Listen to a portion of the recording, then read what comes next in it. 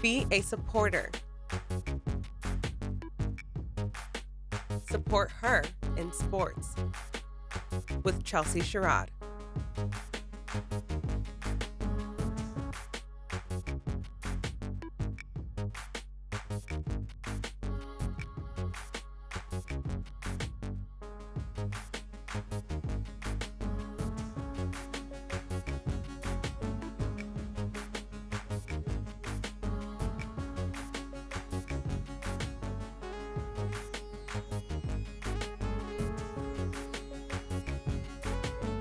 It's so funny because the last time I saw you and talked to you, sports were actually happening, like high school sports. It was basketball season, right? So it's been a while.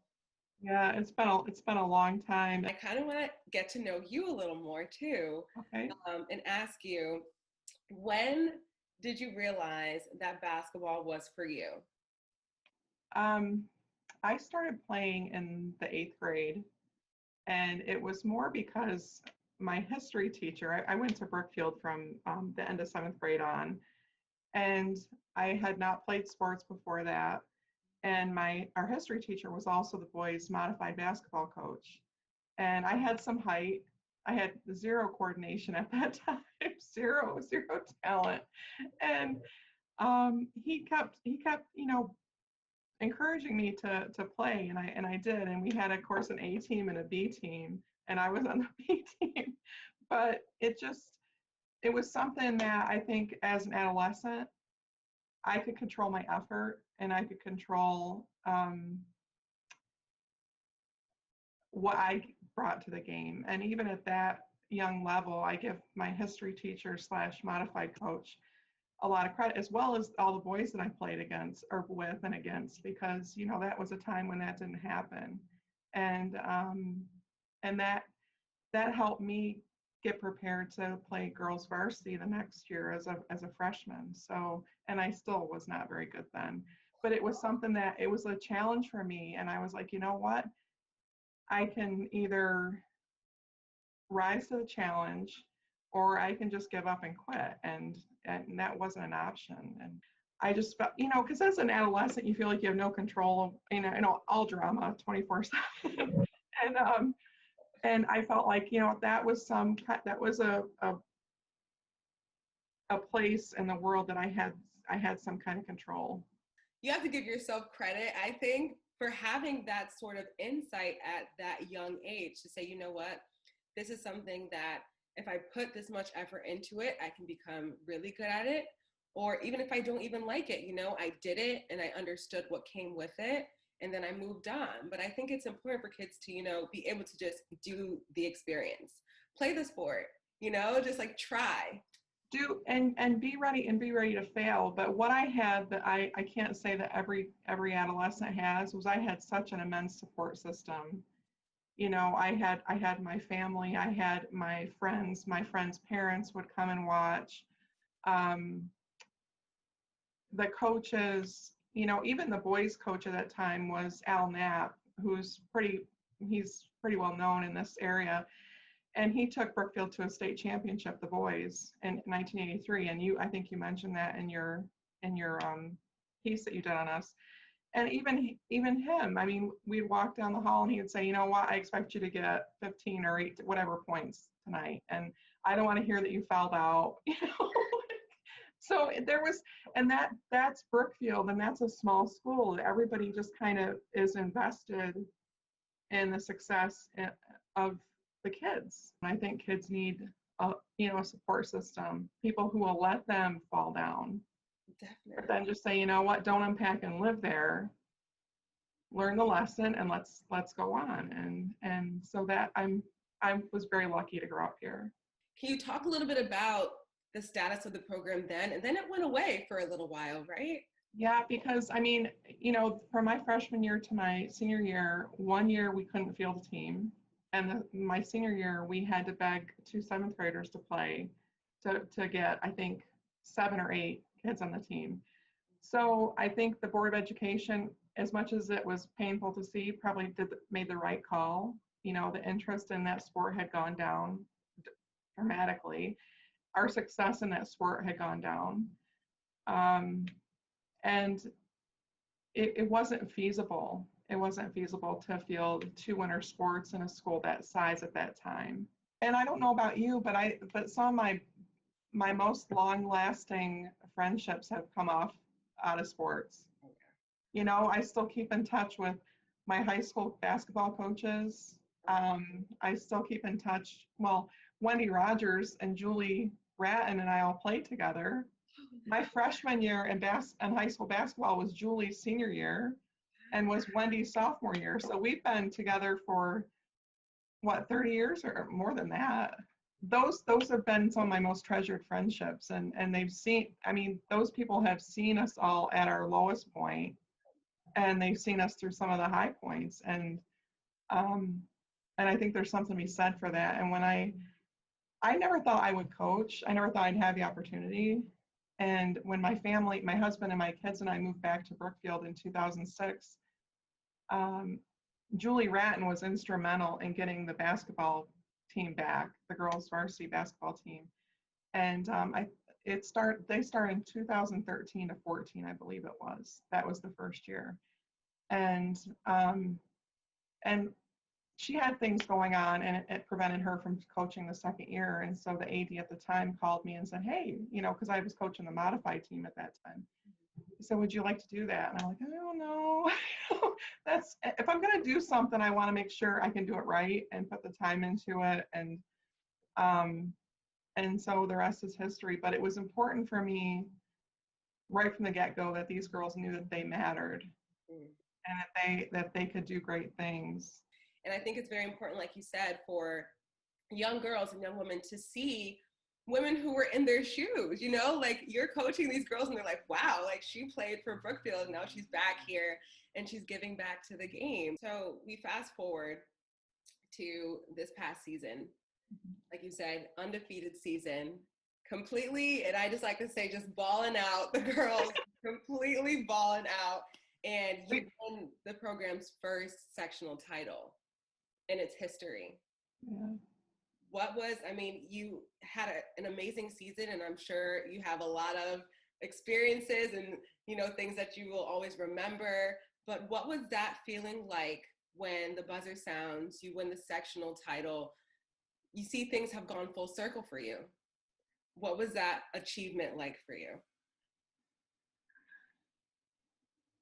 Oh, you gave me goosebumps just thinking about it, just talking about it and thinking about it. I think I was so happy. Like I have a lump in my throat now just thinking about it, trying to talk, but I was so happy and so proud of the girls, you know, from all of them, from the girls who started this program with a team of 6 that sometimes went to games with 5 because someone had a scheduling conflict. You know, in that 2013-2014 season, Julie had 6 girls, and they started it, so I didn't want to leave them unrecognized. And then to see the girls that were on the court, and you know, how many of them played the entire game? 3 or 4 played the entire game, and they were exhausted. And I just thought, you know what, this is what they set out to do, and they did it. And there were so many emotions, but also looking at our crowd and seeing the immense support that we had, that not only that day, but throughout the whole season for almost as long as the program's been back.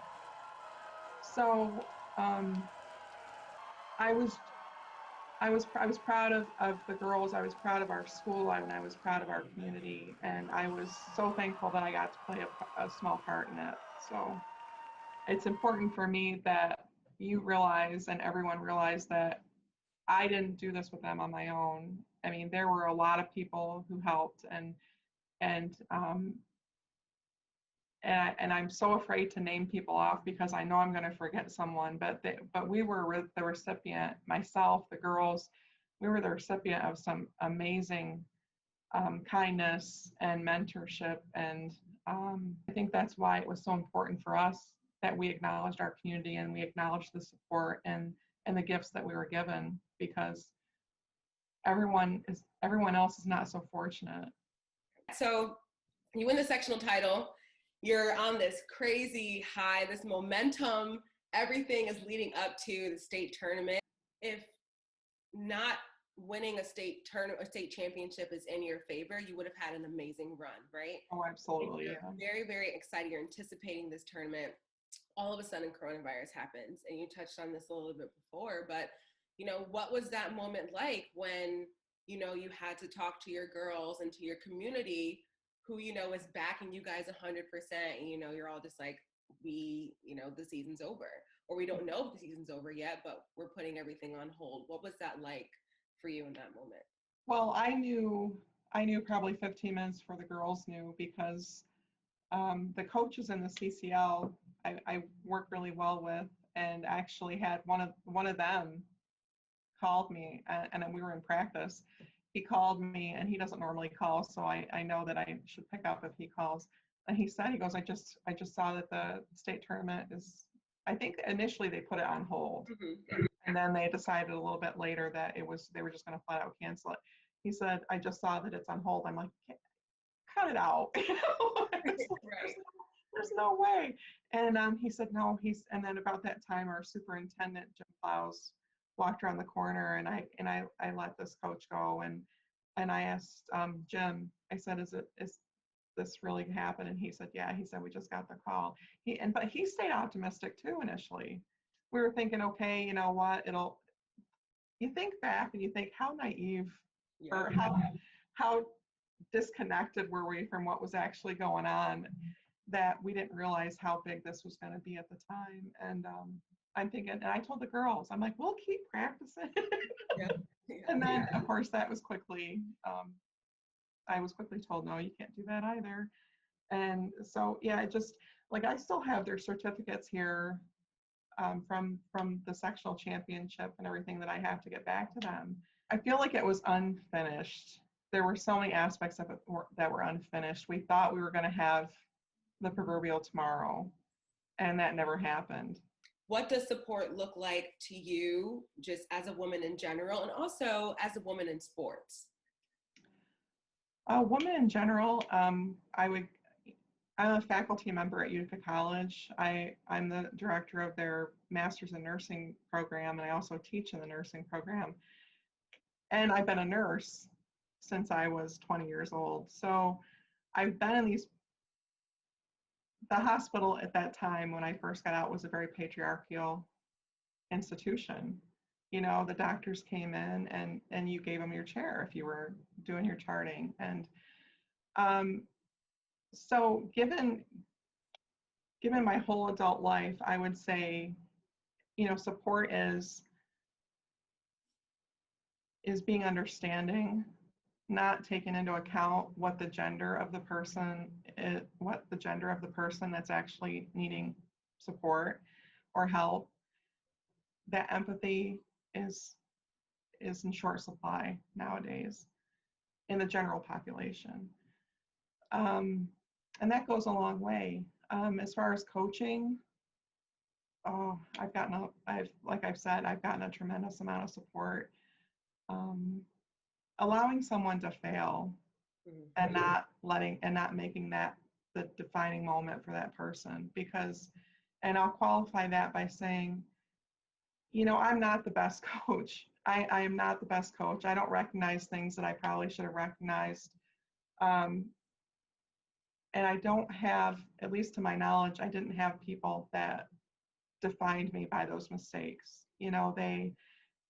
They allowed me to grow. They allowed me to make mistakes. I thought this was something that was important to talk about and to kind of just highlight, like sometimes people just need to hear how great they are, and they need to hear how they're making a difference for, like people who are coming after them. Yeah, so that's really important. And I think you're trying to do what we've tried to do here in Brookfield, which is awesome. Highlight the girls, and you're just as good, you're just as important, and you matter, and that's really cool that you're doing this. So thank you, Chelsea. We appreciate it. Be a supporter. Support her in sports.